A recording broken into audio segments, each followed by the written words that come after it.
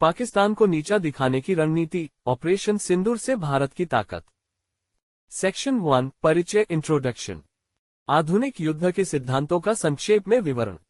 आधुनिक युद्ध की रणनीति में तेजी से बदलाव आ चुका है। पिछले कुछ दशकों में युद्ध के पारंपरिक रूप को अत्याधुनिक हथियारों, तकनीकी क्षमताओं और साइबर युद्ध की बढ़ती भूमिका ने पूरी तरह से बदल दिया है। जहां पहले केवल सेनाएं और शस्त्र बल मैदान में होते थे, वहीं आज के समय में सूचना, इलेक्ट्रॉनिक युद्ध और सटीक मिसाइल प्रणाली जैसे पहलुओं का भी युद्ध में महत्वपूर्ण योगदान है। भारत की स्थिति में हमें हमेशा ये सुनिश्चित करना होता है कि हम किसी भी सैन्य ऑपरेशन को इस प्रकार से संचालित करें जिससे हमारे सैनिकों और नागरिकों की सुरक्षा बनी रहे। इसके लिए आधुनिक युद्ध के सिद्धांतों के आधार पर हमें उन हथियारों और रणनीतियों का चयन करना होता है जो लक्ष्य को प्राप्त करते हुए नुकसान को न्यूनतम कर सकें। न्यूनतम जनहानि के साथ अधिकतम प्रभाव का महत्व। भारत की रक्षा रणनीति का मुख्य उद्देश्य न केवल अपनी सीमाओं की रक्षा करना है, बल्कि युद्ध के दौरान होने वाली जनहानि को भी अत्यधिक हद तक कम करना है। ये केवल सैनिकों की सुरक्षा तक सीमित नहीं है, बल्कि नागरिकों की सुरक्षा भी उतनी ही महत्वपूर्ण है। इसका अर्थ यह है कि जब हम किसी हमले का सामना करते हैं, तो हमें ये सुनिश्चित करना होता है कि हमारे पास ऐसे हथियार और रणनीतियां हों जो शत्रु के सैन्य ठिकानों और महत्वपूर्ण इंफ्रास्ट्रक्चर को निशाना बनाकर हमला करें, लेकिन नागरिक क्षेत्रों को नुकसान न हो।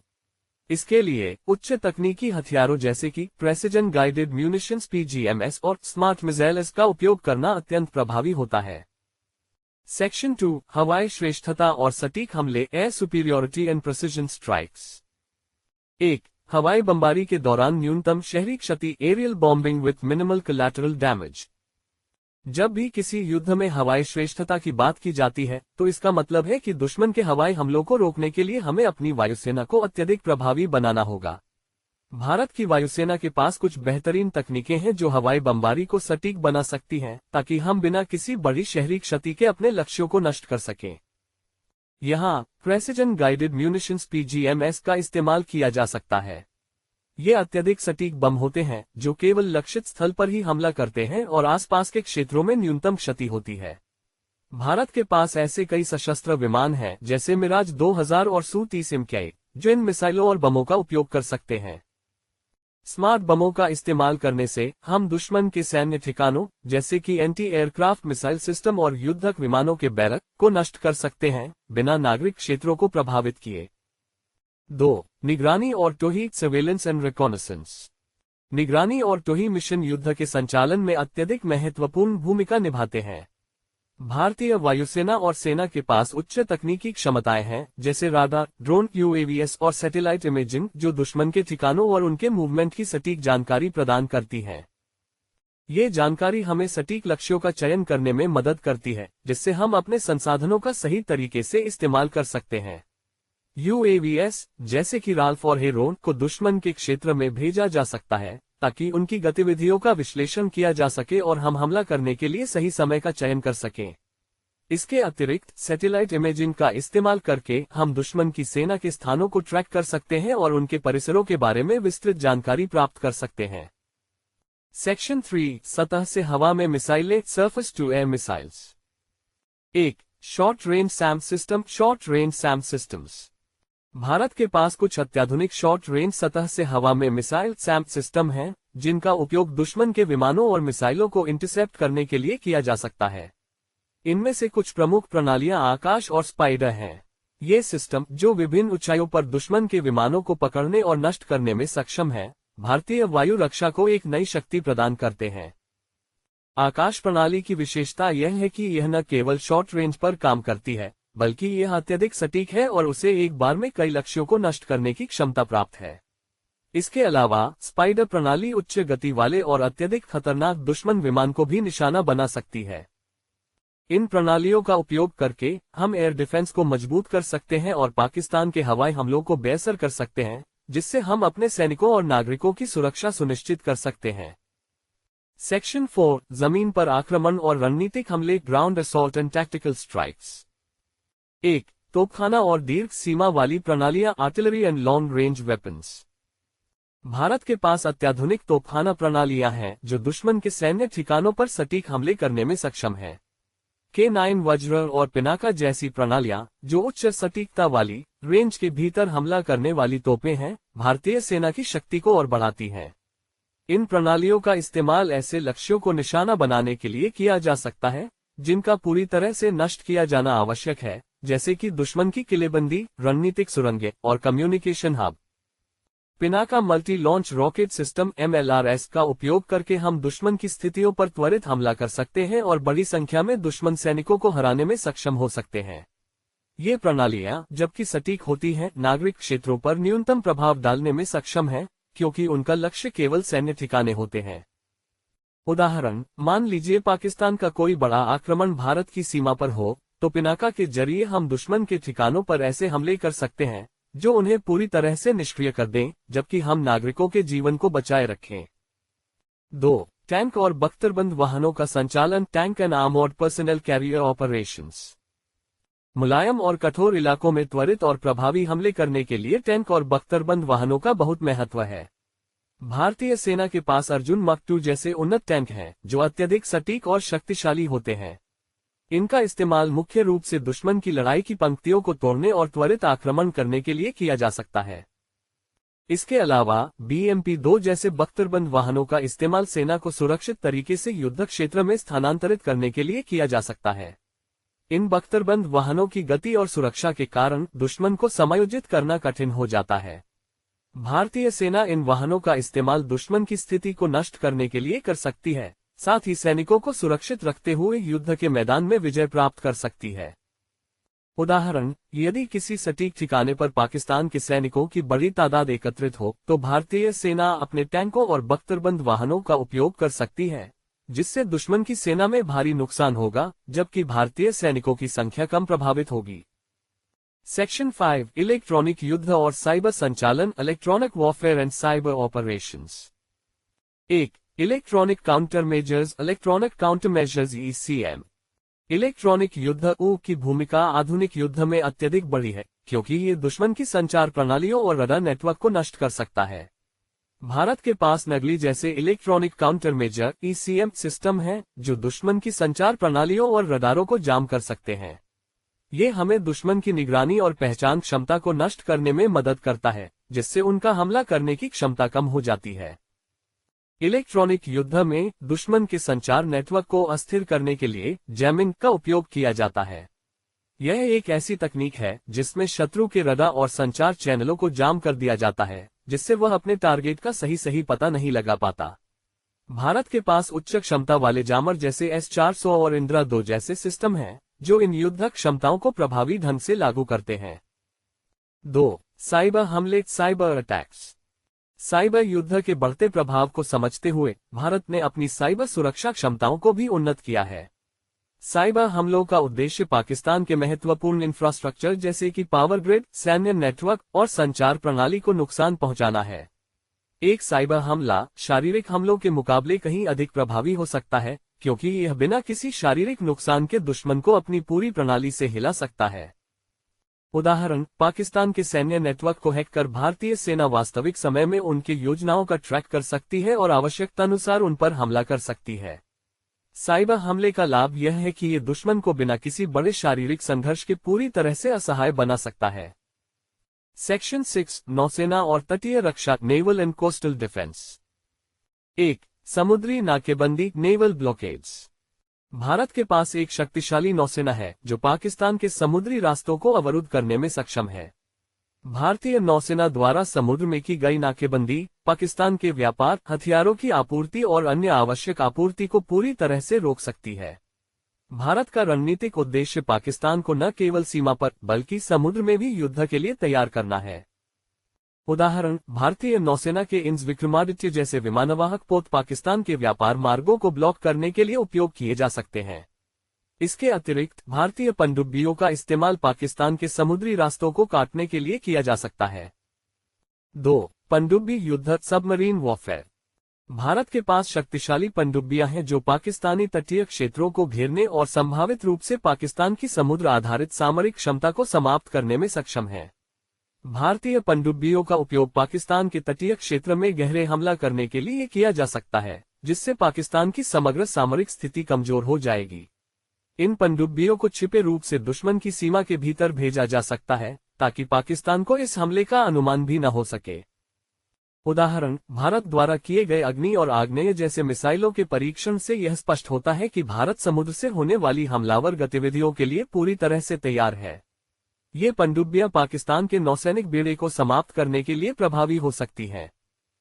सेक्शन 7, मानसिक युद्ध, साइकोलॉजिकल वॉरफेयर। 1. मीडिया और सूचना अभियान, मीडिया एंड इंफॉर्मेशन कैंपेन्स। मानसिक युद्ध में मीडिया की भूमिका अत्यधिक महत्वपूर्ण है। भारत की रणनीति केवल शारीरिक युद्ध तक सीमित नहीं रहती, बल्कि यह एक गहरी जानकारी की लड़ाई भी होती है। विश्व स्तर पर पाकिस्तान के खिलाफ भारतीय मीडिया द्वारा चलाए गए अभियान से न केवल युद्ध की स्थिति को प्रभावित किया जा सकता है, बल्कि पाकिस्तान की अंतर्राष्ट्रीय छवि भी धूमिल हो सकती है। उदाहरण, अगर पाकिस्तान किसी सैनिक हमले के लिए जिम्मेदार होता है, तो भारतीय मीडिया इस पर बड़े पैमाने पर जानकारी और साक्ष्य प्रस्तुत कर सकती है, जिससे वैश्विक समुदाय में पाकिस्तान के खिलाफ एक मानसिक दबाव बनेगा। 2. कूटनीतिक दबाव, डिप्लोमैटिक प्रेशर। भारत का कूटनीतिक दबाव पाकिस्तान को अकेला और असहाय बना सकता है। अंतर्राष्ट्रीय मंचों पर पाकिस्तान के खिलाफ भारत द्वारा किए गए कूटनीतिक प्रयासों से पाकिस्तान की स्थिति को और अधिक कमजोर किया जा सकता है। भारत द्वारा अंतर्राष्ट्रीय मंचों पर पाकिस्तान के आक्रमणों के खिलाफ प्रचार किया जा सकता है, जिससे पाकिस्तान को वैश्विक स्तर पर निंदा का सामना करना पड़े। उदाहरण, भारत संयुक्त राष्ट्र और अन्य अंतर्राष्ट्रीय संगठनों में पाकिस्तान के खिलाफ कठोर बयान दे सकता है, जिससे पाकिस्तान को अंतर्राष्ट्रीय स्तर पर आलोचना का सामना करना पड़े। Let's continue expanding the content to meet the required word count. Here's the continuation. Section 8, हवाई हमले और air defence, aerial strikes and air defence. 1. Air strike और हमलावर विमानों का उपयोग, air strikes and fighter aircraft deployment. भारतीय वायुसेना के पास अत्याधुनिक लड़ाकू विमानों की एक मजबूत फ्लीट है, जिनका उपयोग पाकिस्तान के सैन्य ठिकानों और रणनीतिक उद्देश्यों को नष्ट करने के लिए किया जा सकता है। Su-30 MKI और राफेल जैसे अत्याधुनिक विमानों का उपयोग करके भारत पाकिस्तान के वायु रक्षा प्रणालियों को जल्दी और प्रभावी ढंग से निष्क्रिय कर सकता है। इन विमानों का प्रमुख उद्देश्य दुश्मन के बुनियादी ढांचे को नष्ट करना है, जबकि भारतीय पक्ष में नुकसान न्यूनतम रखना है। भारतीय वायुसेना की प्राथमिकता ऐसी हवाई हमलाओं पर होनी चाहिए जो दुश्मन के रडार नेटवर्क, वायु रक्षा प्रणाली और अन्य रणनीतिक ठिकानों को निशाना बनाती हैं। इनमें मिसाइलों का प्रयोग किया जा सकता है, जैसे कि ब्रह्मोस या स्पाइस 2000, जो अत्यधिक सटीक होते हैं और लक्ष्य को बिना अधिक नुकसान के नष्ट कर सकते हैं। उदाहरण, पाकिस्तान के किसी प्रमुख सैन्य अड्डे पर हवाई हमला करने से पहले भारतीय वायुसेना पाकिस्तान की वायु रक्षा प्रणाली को नष्ट कर सकती है, जिससे भारतीय विमानों को लक्ष्य पर सटीक हमला करने में कोई रुकावट न हो। इस प्रकार पाकिस्तान की सैन्य प्रतिक्रिया की क्षमता को काफी हद तक घटाया जा सकता है। 2. एयर डिफेंस प्रणाली और missile shield, air defence systems and missile shield. वायु युद्ध में एयर डिफेंस प्रणाली का प्रमुख योगदान है। भारत ने S-400 जैसे उन्नत एयर डिफेंस सिस्टम को खरीदा है, जो पाकिस्तान के हवाई हमलों को नाकाम कर सकता है। इसके अलावा भारत ने अपने विभिन्न हवाई क्षेत्र की रक्षा के लिए आकाश जैसी मध्यम दूरी की मिसाइल प्रणाली को भी तैनात किया है, जो दुश्मन के विमानों और मिसाइलों को पूरी तरह से नष्ट कर सकती है। इन प्रणालियों का मुख्य उद्देश्य ये सुनिश्चित करना है कि पाकिस्तान के हवाई हमले या मिसाइलों का भारतीय भूमि पर कोई प्रभाव न हो। S-400 जैसे सिस्टम पाकिस्तान के उच्च गति वाले विमानों और मिसाइलों को नष्ट करने में सक्षम है, जिससे भारतीय पक्ष को एक व्यापक सुरक्षा कवच मिलता है। उदाहरण, पाकिस्तान द्वारा यदि भारत की सीमा पर कोई हवाई हमला करने का प्रयास किया जाता है, तो S-400 और आकाश जैसे प्रणालियों के माध्यम से इसे खदेड़ा जा सकता है, जिससे भारतीय वायु रक्षा को अधिक मजबूती मिलती है। सेक्शन 9, जमीनी स्तर पर खुफिया जानकारी और निगरानी, ground level intelligence and surveillance. 1. उपग्रह निगरानी और real time data, satellite surveillance and real time data. Bharat के पास अत्याधुनिक उपग्रह निगरानी प्रणाली है, जो पाकिस्तान के सैन्य ठिकानों और गतिविधियों की निगरानी करने में मदद करती है। RISAT और कार्टोसैट जैसे उपग्रहों के जरिए भारतीय सेना पाकिस्तान के किसी भी सैन्य गतिविधि को त्वरित रूप से पहचान सकती है और उस पर तुरंत प्रतिक्रिया दे सकती है। इन उपग्रहों का उपयोग पाकिस्तान के महत्वपूर्ण सैन्य ठिकानों, हथियारों के भंडार और वायु सुरक्षा प्रणालियों की निगरानी के लिए किया जा सकता है। उदाहरण, यदि पाकिस्तान अपने सैन्य ठिकानों को सख्त सुरक्षा प्रदान कर रहा है और भारतीय सैनिकों की निगाहों से बचने की कोशिश कर रहे हैं, तो उपग्रहों के माध्यम से उनकी गतिविधियों को ट्रैक किया जा सकता है। इसके बाद भारतीय सेना के पास उपयुक्त जवाबी कार्रवाई के लिए सही जानकारी होगी, जिससे नुकसान कम से कम हो। 2. मानवाधिकारों और खुफिया जाल, ह्यूमन इंटेलिजेंस एंड एस्पियनाज। मानवाधिकार और खुफिया नेटवर्क का महत्व बहुत अधिक है, क्योंकि यह जमीनी स्तर पर जानकारी प्राप्त करने में मदद करता है। भारत के पास पाकिस्तान में सक्रिय खुफिया एजेंसियां हैं, जो न केवल पाकिस्तान के सैन्य अभियानों की जानकारी प्राप्त कर सकती हैं, बल्कि वहां के नागरिकों से भी जानकारी जुटा सकती हैं। Raw research and analysis wing जैसी भारतीय खुफिया एजेंसी, जो पाकिस्तान में गुप्त रूप से काम करती है, पाकिस्तान की सैन्य गतिविधियों और योजनाओं की जानकारी प्राप्त कर सकती है। उदाहरण, यदि पाकिस्तान किसी योजना पर काम कर रहा है जो भारत के खिलाफ खतरा उत्पन्न कर सकती है, तो भारतीय खुफिया एजेंसी उस पर पूरी निगरानी रख सकती है और उस पर प्रतिक्रिया देने से पहले आवश्यक कदम उठा सकती है। सेक्शन 10, आतंकवाद और असामाजिक गतिविधियों का सामना, dealing with terrorism and unconventional warfare. 1. आतंकवादियों के खिलाफ कार्रवाई, एक्शन अगेंस्ट टेररिस्ट्स। भारत को पाकिस्तान द्वारा प्रायोजित आतंकवाद का सामना करना पड़ता है।